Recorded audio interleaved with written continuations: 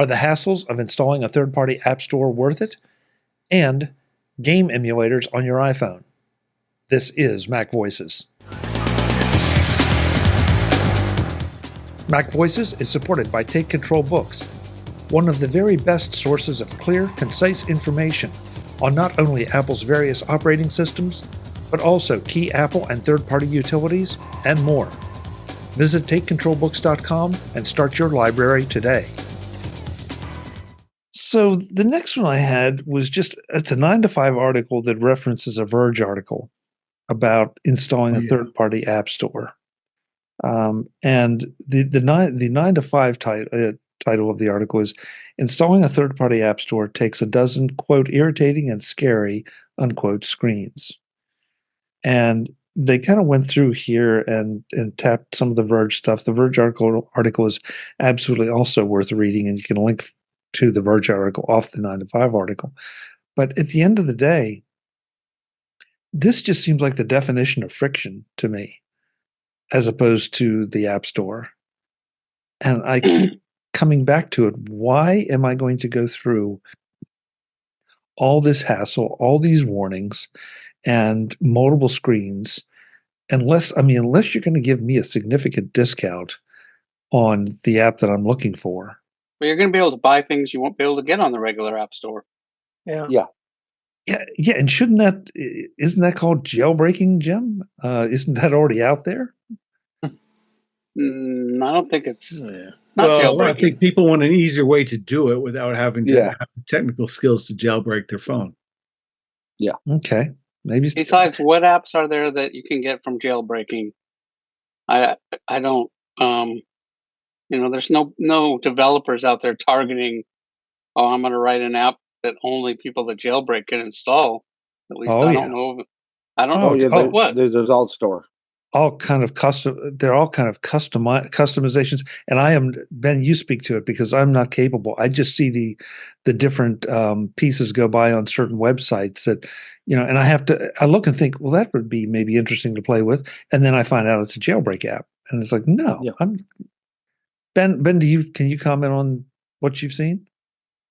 Honestly, I'm not so much into jailbreaking anymore, but I do know there is still quite the ecosystem. It's not as big as it used to be because Apple has given in quite a lot. But I mean, there's still kind of that. This is stuff for sale. Yeah, or is it free? It's for sale. Question? What was Jim's question? Are the apps for free or are they for sale?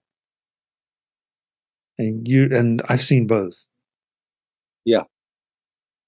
I mean, whether it's Apple, Alt Store, or somebody else, these things take money to run.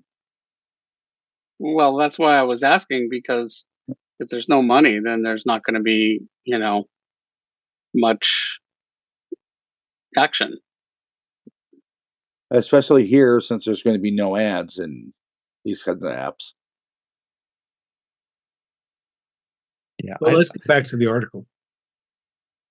Well, it is what it is. It just, I still struggle with, the idea that, and I'm starting to wonder if this is at least part of Apple's strategy, but just what they're counting on. That just by the nature of this, there's going to be so much friction that if you go through some of these, and maybe not necessarily all of them, but some of them. Chuck? Yes. You can finish wondering. That's 100% their plan. Okay. Right. But I mean, from what I read in the article, I mean, there's a lot of juicy emotional response about, this is outrageous. Where are they doing this and the other thing? But when I read the Verge article, it was much more measured. Yes, you have to go in, you have to go through certain steps in order to, acknowledge that Apple is warning you that, you're basically effed, if anything happens, and you have to click here to acknowledge that you do that. And they have to go, through some other things to download it and so on and so forth. it didn't seem particularly onerous. 12 steps. Okay, well, yeah, maybe that's a lot. Maybe it's more than necessary, but it's possible, and that's what the DMA requires. So um, clickbait article. I mean, just whining, full with emotional comments that I can't calibrate. I don't know what the author is. It may be an unstable person, or just may be designed for clickbait. To get eyeballs and steal people's attention. But I think Apple is mandated to provide a way to allow third-party app stores. They're doing it. And do you think they're going to make it as easy as oh well, dump us and go to this other site? Click here. I don't know. Maybe they were expecting that, but that's not what they're doing. So it may take 10 more clicks, but it's still possible. But it sounds like along the way they're educating their users about all the choices they're making, and they can decide, if they can't go through 10 or 12 clicks, to get a third-party app store, are they really passionately committed to buying somewhere else other than from Apple? Mark, did you say this maybe was did you say clickbait article designed to get attention? Is that what you said? I said that, yeah. Yeah. So article, blog post, your no, I'm saying what word would you call it? You could just say article. You don't. All those other extra modifiers added nothing. Okay. Hey, Jim, finally we see eye to eye. 120%. I mean, look, it's the first thing I've seen that somebody went through and actually did one of these. And so Mark, I hear what you're saying about the clickbaitiness, but at the same time, and you're right, the Verge article is quite a bit more balanced, but it shows you that there are going to be extra steps. And we all know that friction kills sales. And so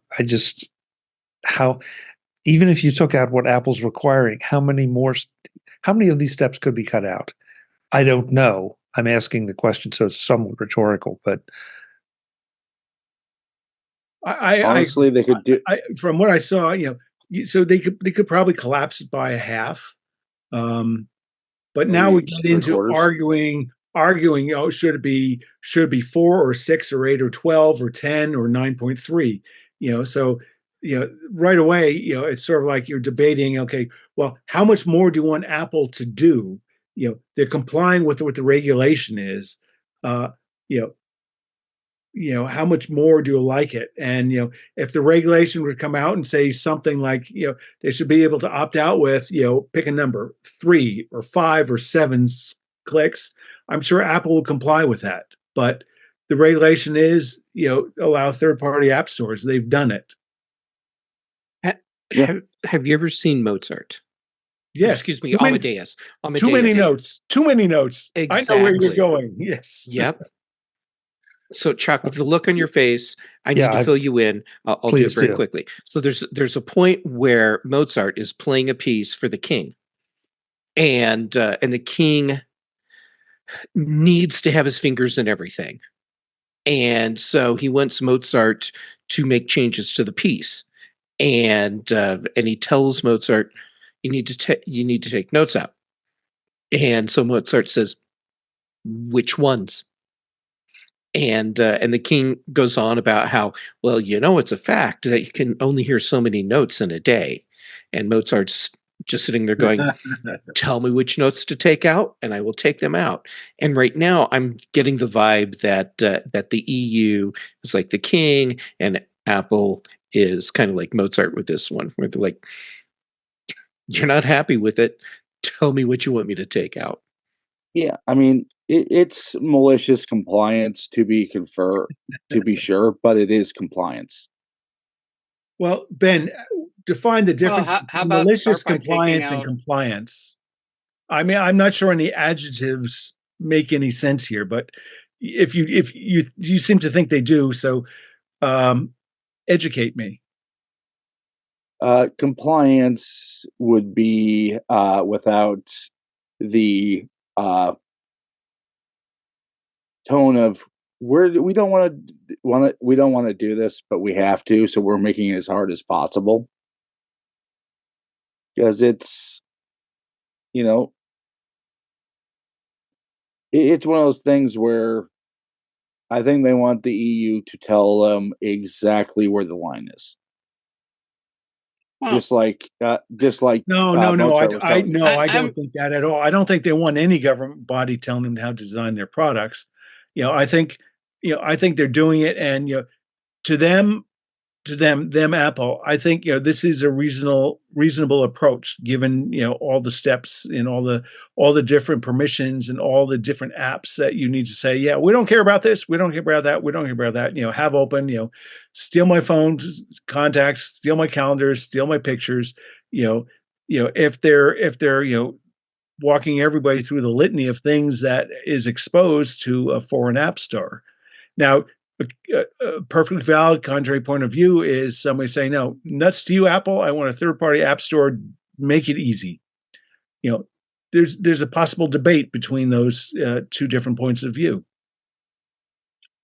Looking at that Verge article, I think it's pretty trivial to see which notes should be taken out. I mean, it says, okay, you click on the App Store and it immediately says to download it, and immediately says, oh no, you have to go into settings and enable this downloading this particular app store. So every time you want to you can't just click to download. It's like if you clicked on a web page and Safari said, oh wait, before you ever look at this web page, you've got to go to settings and enable that web page.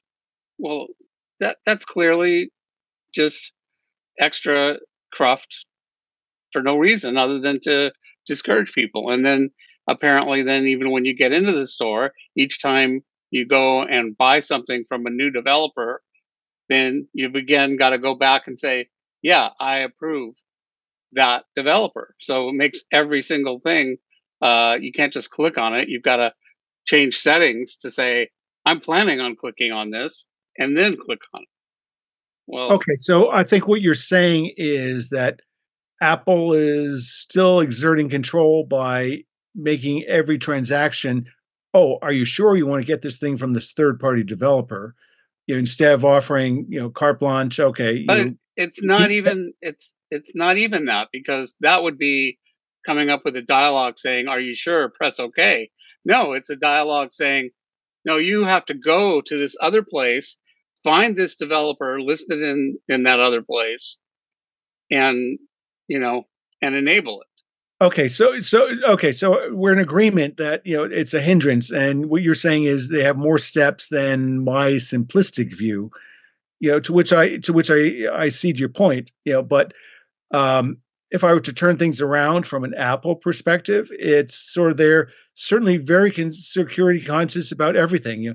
I download something, I try to load it on Mac. Oh, are you really sure you want to do this thing? And are you sure you really want to let Zoom open in, for this other meeting? So we've talked about this before, specifically with respect to Zoom. Apple, for better or worse, has a very protective attitude. I don't think that they're being excessively out of alignment with their baseline behavior relative to this than they are, with a lot of other things that they do, with their devices. This is more like every time you clicked on that Zoom link, then you had to go into settings and say, yeah, I want to approve that I can, I got to find MacVoices. I'm planning. Jim, I agree with you. I mean, at least right now, you just click. It's maybe one. Are you sure you want to? One at a time, guys. Yes. One at a time. Yeah, it's one extra click, but again, I think we're in agreement. That they're raising. It's not one extra click. It's way more than that. 3 extra clicks, 5 extra clicks. Who cares? Well, there's a big difference between if you got to go in, find a scrolling list, find the thing. That's way more than another click. Look, if I were Apple, I would. Okay, so we're in agreement. Apple is making it difficult, and maybe you agree, maybe you disagree that they're really opening the eyes of their users about, are you really sure you really want to be doing this? And yes, they are making it difficult. I don't know how to measure it. I don't know if clicks is the right measurement. Maybe it is. But we're in agreement that they're certainly trying to keep people within their ecosystem, as is their right. As is their right. I mean, to my knowledge, no, the EU is saying it's not their right. Well, are they? Or did they? They just said, I thought they just said you need to allow third-party app stores. They didn't legislate anything more than that. Well, we'll see what the EU has to say. If I were Apple, I would be building in some fat in anticipation, given how the EU has been. I'd be building in some fat that I could trim as compromises.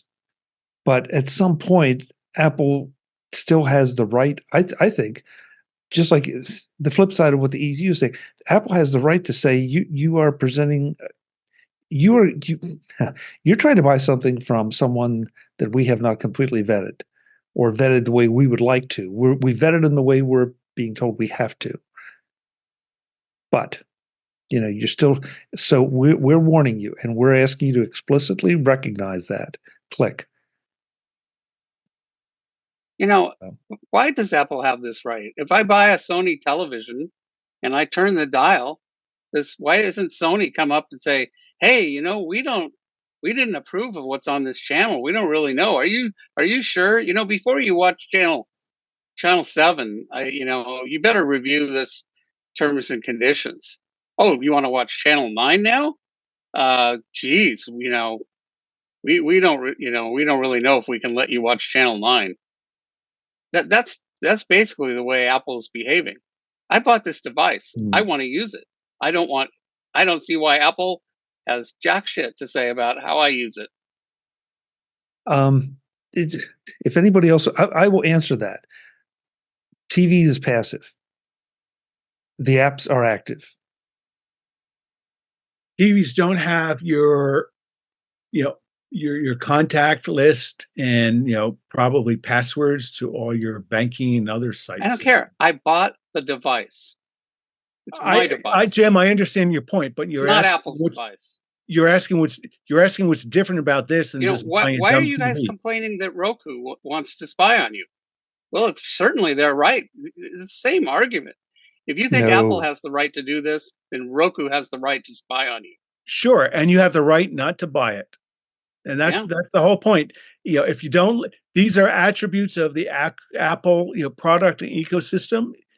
Buy it or not buy it, but be open-eyed about the trade-offs that you're making, like you are if you buy a Roku TV or. But I don't see how you can argue that Roku shouldn't be able to spy on you, but Apple should.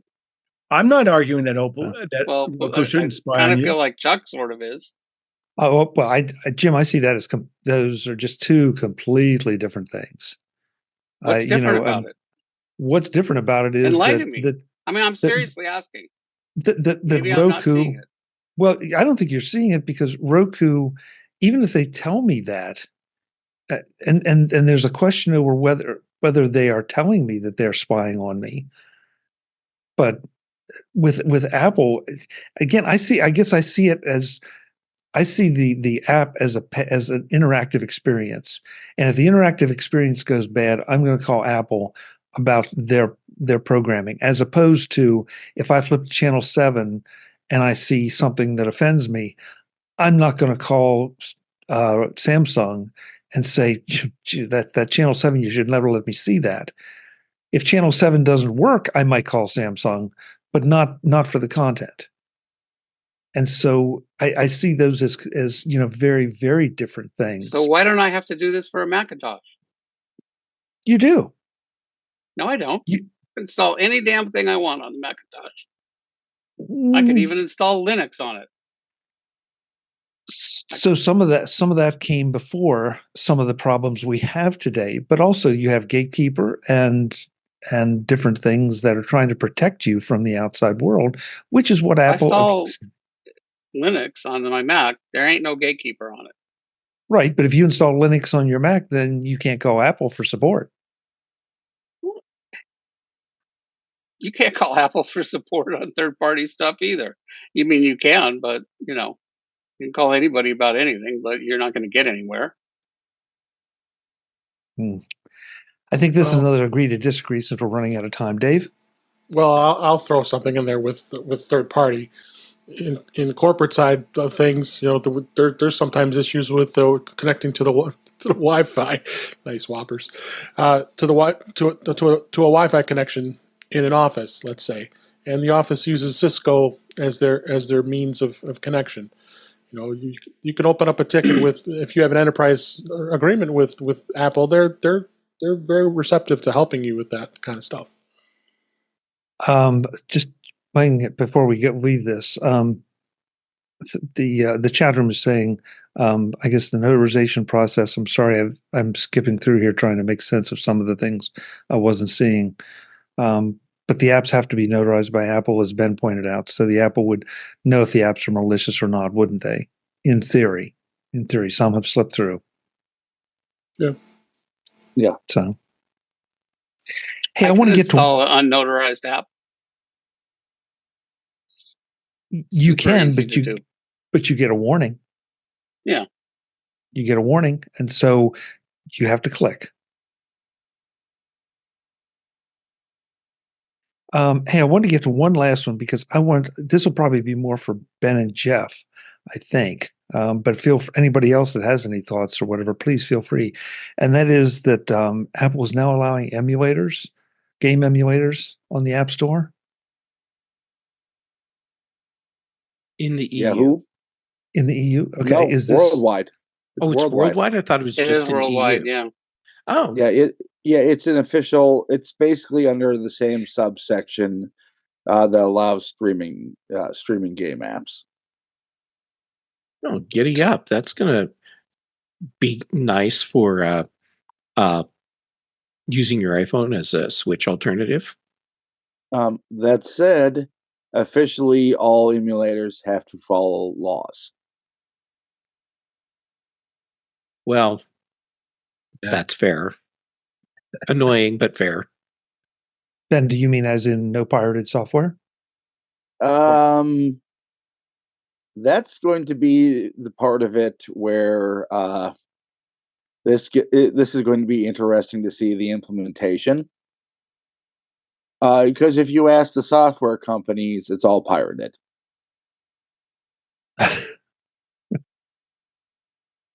Okay. Do you want to elaborate on that a little? Because I'm not completely sure I'm following it. Essentially, most emulators work under a concept of fair use, where if you have a copy of the ROM or have an original copy, you're allowed to make a copy of the ROM to have it work in the emulator. Well, Nintendo and pretty much everybody else kind of rejects that, where they think you should not be able to use an emulator. So emulators essentially exist in a bit of a gray area. So what if Nintendo, and I know they wouldn't, but what if Nintendo said, all right, we're going to make an emulator for iOS? Then that would eliminate the problem, because then all Nintendo titles for whatever device they're emulating would be fine. Yeah, though the funny thing is you wouldn't be able to get them because, well, you'd have to use Nintendo's App Store. Oh, the delicious irony. Yeah. So is this a big deal? I'm asking a serious question because I have zero idea. Is this a big deal? It's either a big deal or it's a small deal, depending on how it's implemented. And we really won't know that until existing emulators get either approved or rejected. How long do you think that will take, Ben? Considering a lot of them exist in jailbreaks, probably not long. God, we're back to the jailbreak.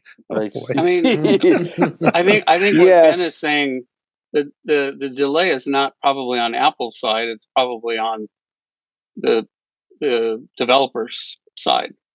It'll take them time to make the submission. Yeah. Until then, tonight is going full Thin Lizzy with the jailbreak. So, Jeff or Ben, why do you think Apple made this change or clarification? They read the room a bit. They're giving something in order to not give everything. And it's something that doesn't cost them anything. Yeah. I think that's a reasonable interpretation of what's going on. Is that because of the EU situation? EU, DOJ, take your pick. Okay.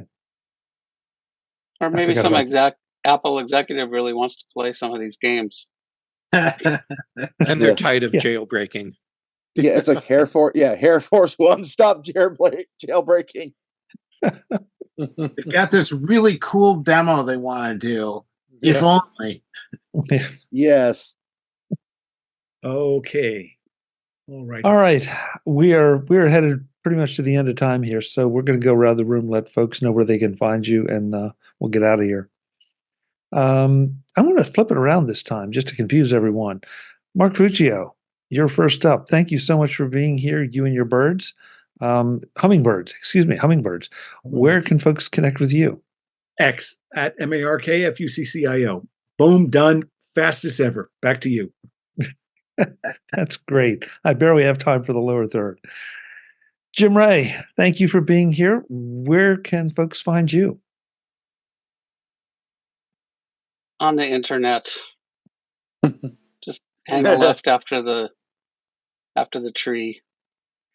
Or use your DNS and type in provue.com, PROVUE, or on Mastodon, you can go Provue Jim at techhub.social. At the tree, Jim? That tree got cut down. The tree got cut down. I'm still working on that. So where the tree used to be, that's where the tree used to be. That's where you that helps a lot. Jeff knows exactly what I'm talking about. I'm picking up what you're putting down. Jim, that should always scare you. Eric's doing the facepalm thing, and I'm right there with you, Eric. Yes, that's what I was going for. There are nights that I just can't believe what I hear on this show. Eric, where can folks connect with you?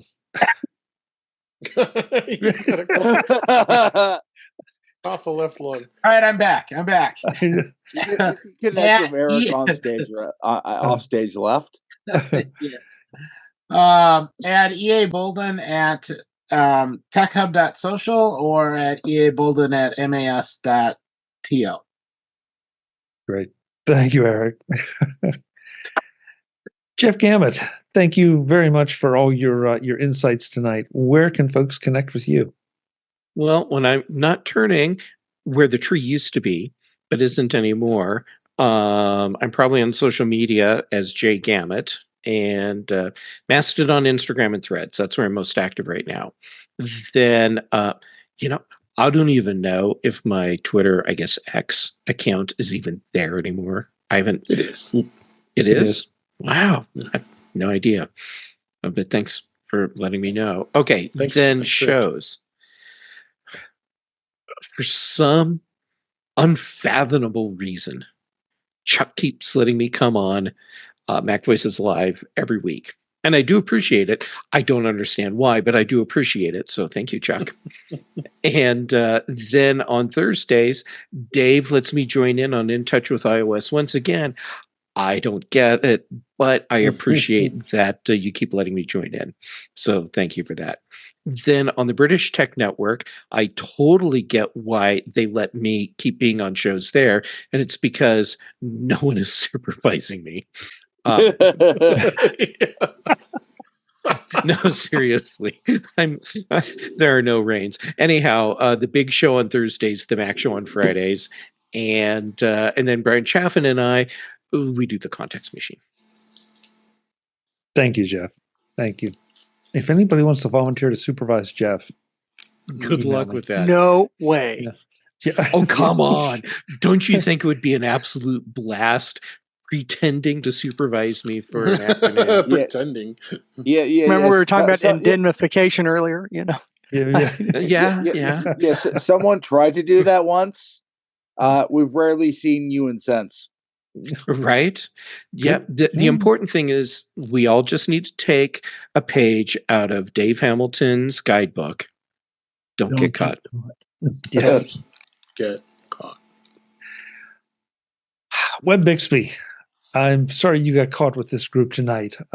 Where can folks connect with you? Yeah, I was really just kind of taking it all in. So this week I'm going to put up my Mastodon, which is Web Bixby at twit.social. You can find me there. Oh, I follow that guy. Great. Yeah, Thank you. Too. Thank you. Ben Raythick, I'm not even going to try for the Eclipse thing again. I'm just going to say thank you for being here. Where can folks find you? Well, Chuck, you can find me on social media, pretty much all of them, all 700 of them, at Ben Raythick. Then you can find me on most of the stuff that Jeff just said, except for the Context Machine. Great. Thanks so much. Last but not least, we're back to where we started. Mr. David Ginsburg. David, thank you very much. Let's see, Thursday is show 301, correct? 301. It is. Great. Yes. Just wrapped up 300. Thank you, Chuck. I appreciate it. I am at InTouchWithIOS at InTouchWithIOS.com, YouTube channel, youtube.com/InTouchWithIOS. I'm here on Tuesdays on the MacVoices Live. I'm on the Mac Show and the British Tech Network on Fridays. And you can find me on Mastodon at DaveG65 at Mastodon.cloud. Thank you. Thank you, Dave. Thank you. I want to thank the whole chat room. They were throwing in a lot of comments. I tried to keep up with as many as I could, but sometimes the conversations fragment a little bit. But thank you all for being here. We really appreciate it. For all the folks who are watching us live but don't participate in the chat room, that's your right. We'd love to have you get in there and make some comments. But if you just want to sit here and absorb all this, whatever this was, that's fine too. I'm Chuck Joyner. This is MacVoices Live. Tuesday nights, 8 p.m. Eastern, 5 p.m. Pacific. As always, thanks for watching. Visit MacVoices.com for show notes and to connect with Chuck on social media.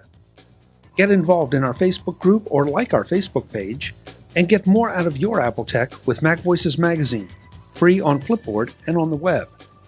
And if you find value in it all, consider supporting us through either our Patreon campaign at patreon.com/MacVoices, or by making a one-time donation via the PayPal link on our front page and in the show notes of each episode. You will join these fine people who help bring you Mac Voices.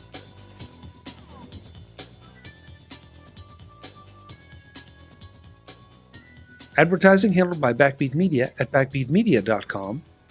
Bandwidth provided by CacheFly at cachefly.com.